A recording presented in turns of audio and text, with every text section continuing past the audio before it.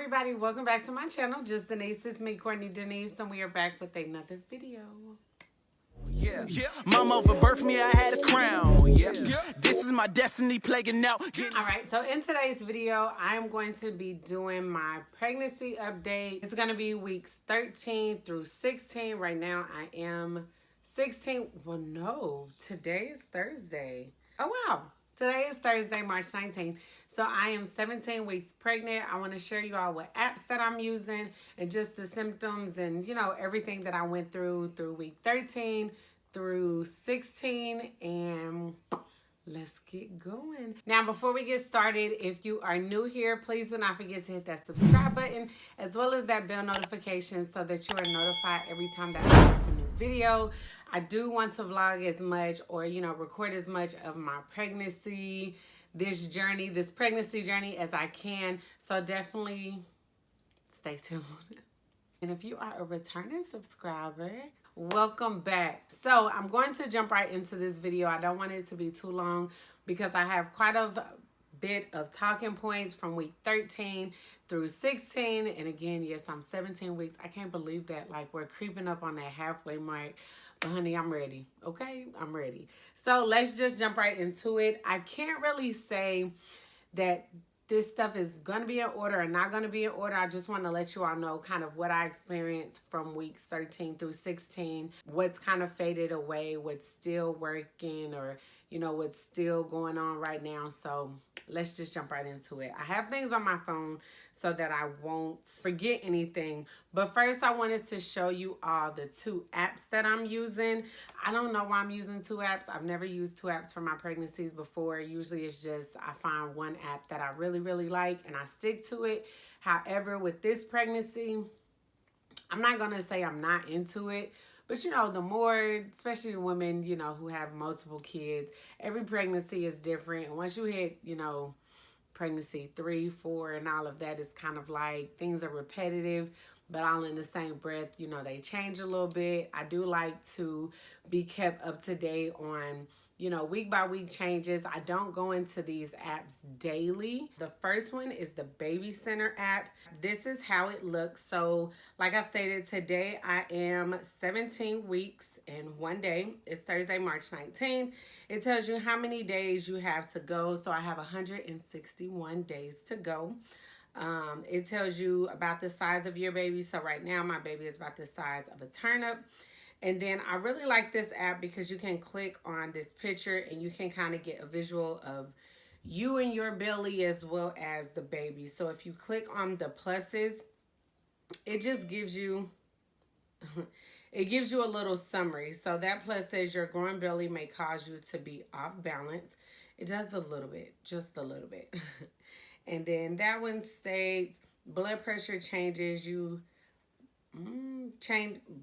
blood pressure changes can make you dizzy, so don't stand up too fast. And I've definitely been having a problem with that. If I stand up too fast, like, I'll get kind of dizzy or like off balance. So yeah. And then so the baby in the corner, like not in the middle but in the right corner, if you click on that, it gives you options to click on your growing baby and see what that says. So we're going to click on the umbilical cord first.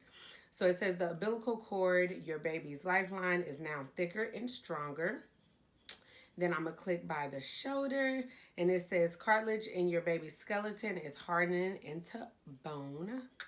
It's interesting to know. And then the one by the stomach says your baby's pancreas is making insulin. Awesome. So, and then the arrows, you know, you can make it bigger. You can zoom in, things of that sort. So we'll wipe that out. And it basically just gives you a description of everything and, you know, what you might be experiencing, unsteadiness, dry eyes, things of that sort. And then once you go back for the day, it gives you just like little articles to read. It reminds you to take a baby bump picture. I haven't taken any really week by week or added any on here. It also gives you a little video to watch about being 17 weeks pregnant. I don't know if I can play that without like being copyrighted, so I'm not going to do that. So it gives you all this stuff to do, pose and all that for day 1. And then of course at the bottom, use you see it's going into weeks, 17 weeks and 2 days. So you can look at that app daily. I really like this app. It was the first app that I really kind of got into. And then the second app is the Pregnancy Plus app. And I really like this app as well. It kind of gives you more of a 360 view on your baby. And you guys hear that? It gives you like the sound, you know, that's supposedly going on in there. You can turn it with your fingers, you know, to see different angles of your baby. You can put the sex on there.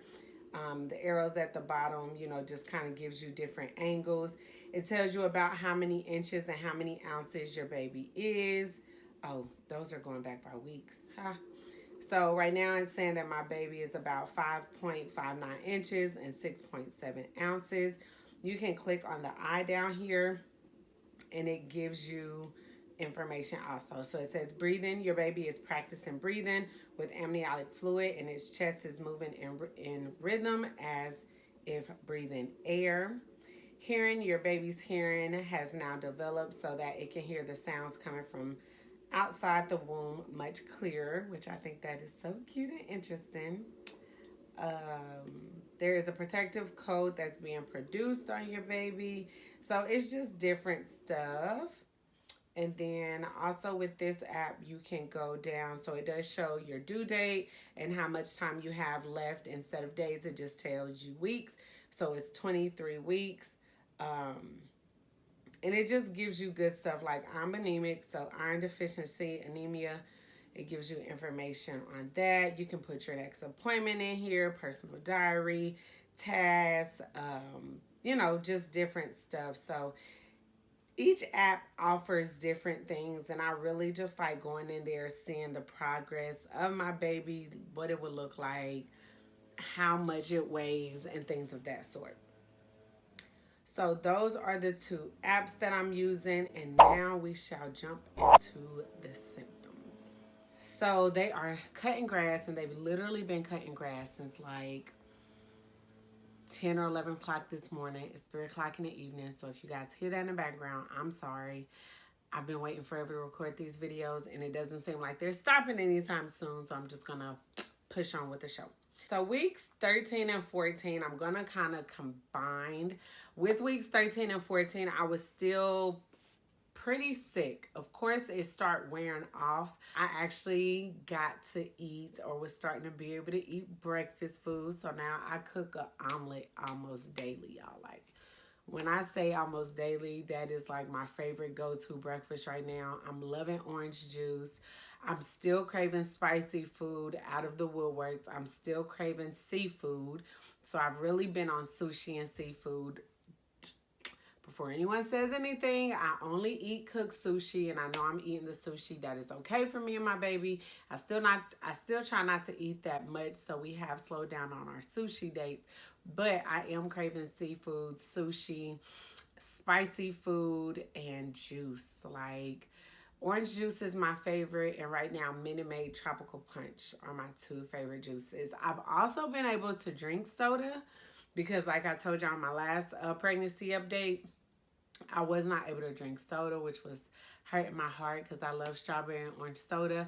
But I did get I got an orange soda from Popeyes like a week ago, and it stayed down and it agreed with me. So I think I've had orange soda probably like 3 times since then. So yeah, be happy for you, girl.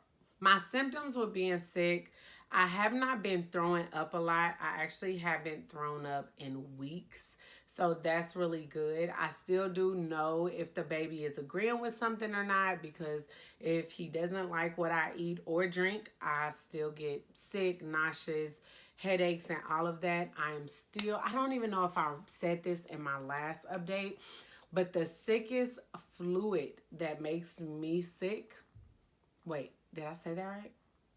The fluid that makes me the sickest is water.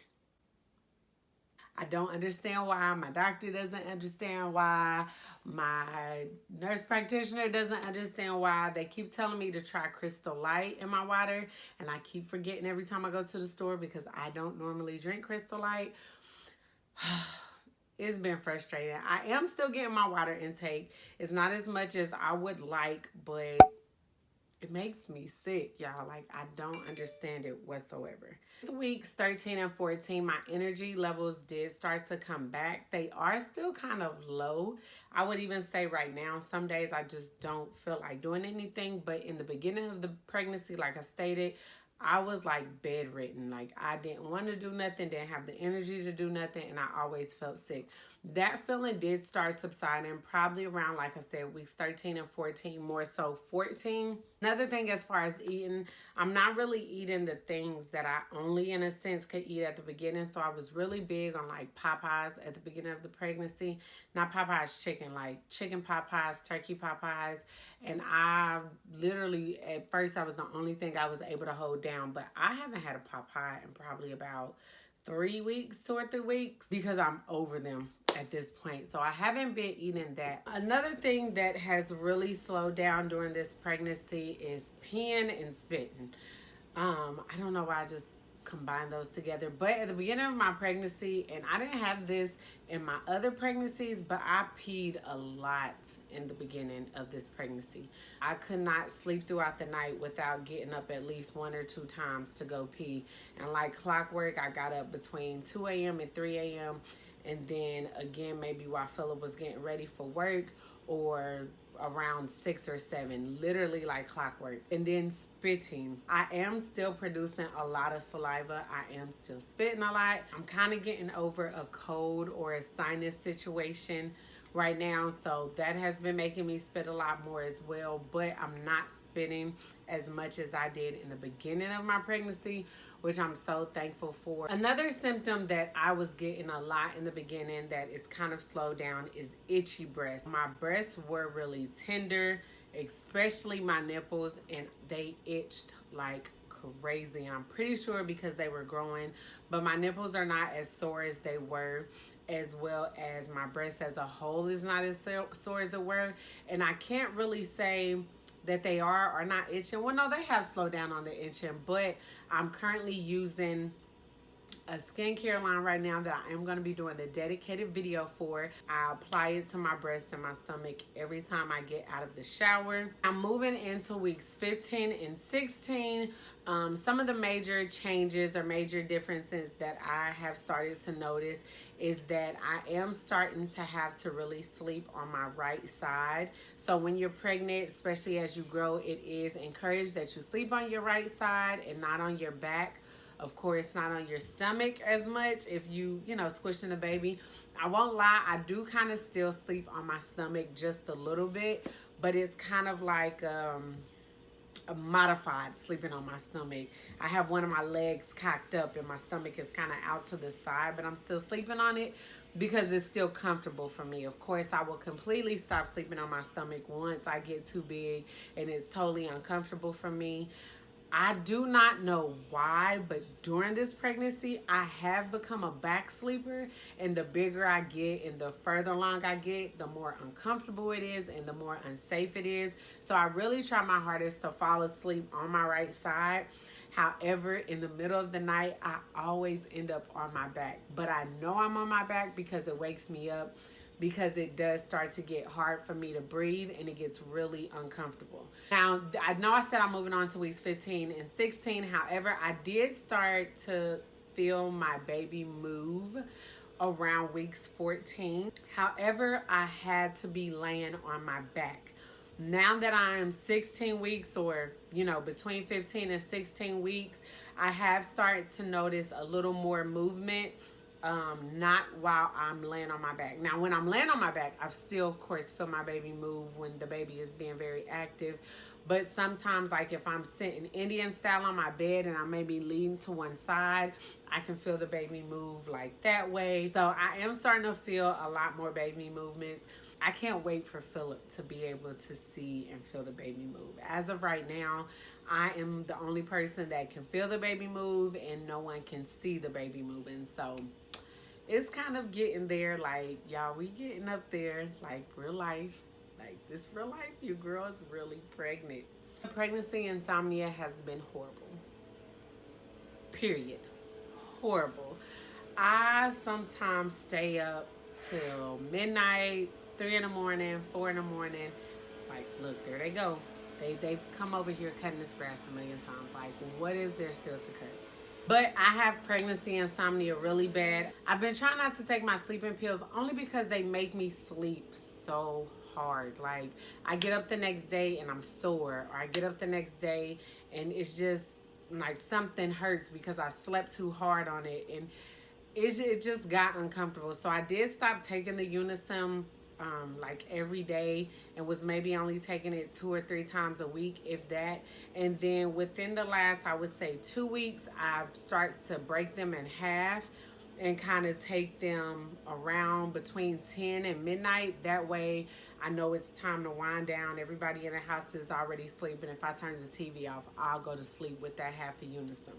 So I have been doing that. Some nights that I don't take the Unisom, I'm like up, staring at the ceiling, watching TV.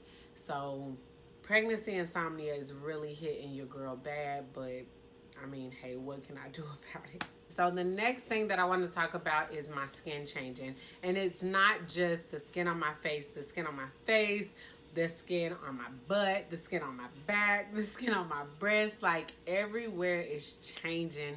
And it's a little frustrating, but I do have like this skincare routine that I'm kind of getting down packed. I only have 2 more topics to hit on, and I'm going to kind of hit on them kind of quickly because, again, I don't want this video to be too long. I have been going through a lot of pain, and that's because I have sciatica, or, you know, a sciatic nerve, and sitting down too long sometimes, being in a certain position, once I get up, that pain is like from my leg to my butt to my back, and it has been excruciating. It is mainly on my left side, but I have experienced pain on both sides that give off that sciatica, you know, symptoms. So that's something I'm currently battling right now. So I feel like I'm moving slower and I'm walking, not like a waddle, but a semi-waddle. And I'm not that far along, but it's because of my sciatic nerve, and it's just nerve-wracking, and it's nothing really that they can do about it. I feel like I am still kind of small. Last but not least, it might be a little bit of TMI, but discharge. This pregnancy, I have experienced discharge like I have never experienced with any of my other babies. And I, you know, during doctor's visit, emergency room visits, I do bring it up quite a bit. And it's not because, trust me, I'm worried about, you know, my partner and us being sexually active and me, you know, having anything. It's nothing like that. I don't have a yeast infection. I have not had a bacteria infection. Of course, no STDs or anything else like that. With pregnancy comes discharge. And like my doctor and my pediatrician, Lord, like my doctor and my nurse practitioner said, some women experience more discharge than others, but it's completely normal. They've, you know, looked at my discharge, they've swabbed it, and it's literally nothing. Like, it doesn't stink, it doesn't have an odor, but I have a lot of discharge. Like, I have to wear a panty liner, or, you know, but it's so unwelcoming. Like, I don't like it. Like, I know a woman's body naturally discharges, you know, it's us cleaning ourselves out, but it's just like sometimes it's so much, and it just be like, like, this is gross. But, you know, my doctor told me there's nothing to be alarmed about. No tests are coming back positive with anything. Everything's negative. And it's just a normal heavy discharge for this pregnancy. I did kind of chop it up like, you know, maybe this pregnancy is so different because I am finally having a boy. So maybe because, you know, I've never carried a boy before, I've never had to experience some of these, and I know every pregnancy is different. Especially a lot of people say they went through different things with their girls versus their boys. So I just kind of chopped it up as, you know, it's a boy pregnancy, whatever. So my daughter's in the living room or in the dining room doing her homework. So I'm going to give you a brief baby bump real quick, and let's see.